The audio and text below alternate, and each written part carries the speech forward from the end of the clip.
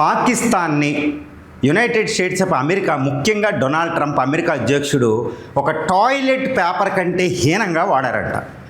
ఈ మాట నేను కాదు, విశ్లేషకులు మాట్లాడడంలే. స్వయంగా పాకిస్తాన్ రక్షణ శాఖ మంత్రి ఆసిఫ్ కవాజా ఈయన మాట్లాడిన మాట.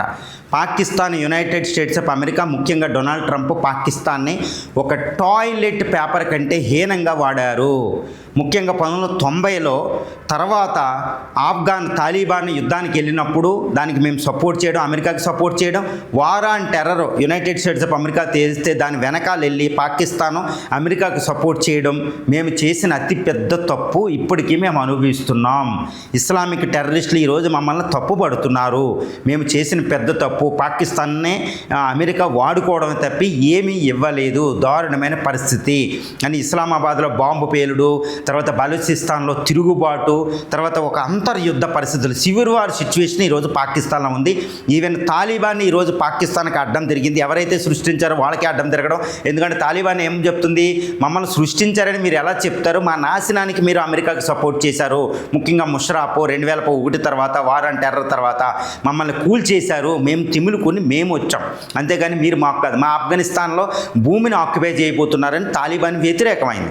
ఈవెన్ ఇస్లామిక్ టెర్రరిస్ట్ గ్రూపులు కూడా పాకిస్తాన్ అమెరికా తొత్తు అని వాళ్ళు ఒక ముద్ర వేశారు వెస్టర్న్ గ్రూప్స్కి వాళ్ళు. కాబట్టి ఈరోజు పాకిస్తాన్ ఎకానమీ దారుణమైన పరిస్థితి, బెగ్గింగ్ స్థితిలో ఉంది.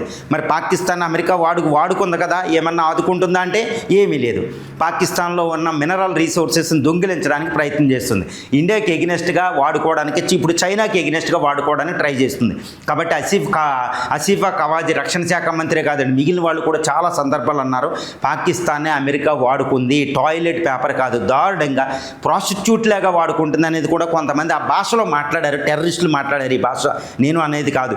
అంటే పాకిస్తాన్కి ఇప్పటికి రియలైజ్ అయ్యిందా అంటే, సౌత్ ఏషియాలో ఇండియాతో కోఆపరేట్ చేసుకుని, ఇండియాలో ఒక పీస్ఫుల్ డీల్ చేసుకుని ఒక మంచి దేశంగా మనగలిగే పరిస్థితి, ఈ మార్పు ఎప్పుడు వస్తుంది అంటే ఇంకా దానికి దిక్కులేని పరిస్థితి. ఇది ఎందుకు ఈ రియలైజేషన్ ఇప్పుడు పాకిస్తాన్ ఎలా కలిగిందంటే, ఇండియా అద్భుతమైన నిర్ణయం, ఏదో ఆపరేషన్ సింధూర్కు ముందు కొన్ని రోజుల ముందు ఇండస్ వాటర్ ట్రీటీని అబేయన్స్లో పెట్టడం, రద్దు చేసి పక్కన పెట్టారు మోడీ గారు. ఆపరేషన్ సింధూర్లో దారుణంగా ఓడించారు కేవలం 4 రోజుల యుద్ధాల్లో. ఇప్పుడు పాకిస్తాన్ ఎటు పోలేని పరిస్థితి, చైనా దగ్గరికి వెళ్ళలేదు, అమెరికా దగ్గరికి వెళ్ళలేదు, ఏ పవరో దాన్ని చూడలేను. ఎందుకంటే India is growing day by day.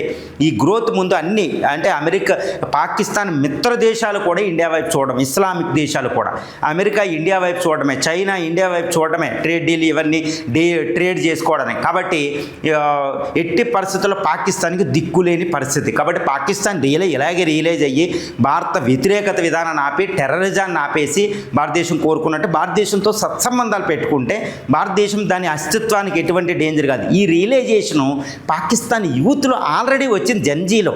మరి పాకిస్తాన్ ఎస్టాబ్లిష్మెంట్లో ఎప్పుడు వస్తుంది ఆర్మీ, అక్కడ పొలిటీషియన్స్ అంటే రాబోతుంది అనేది ఈ విషయం మనకు చెప్పొచ్చండి.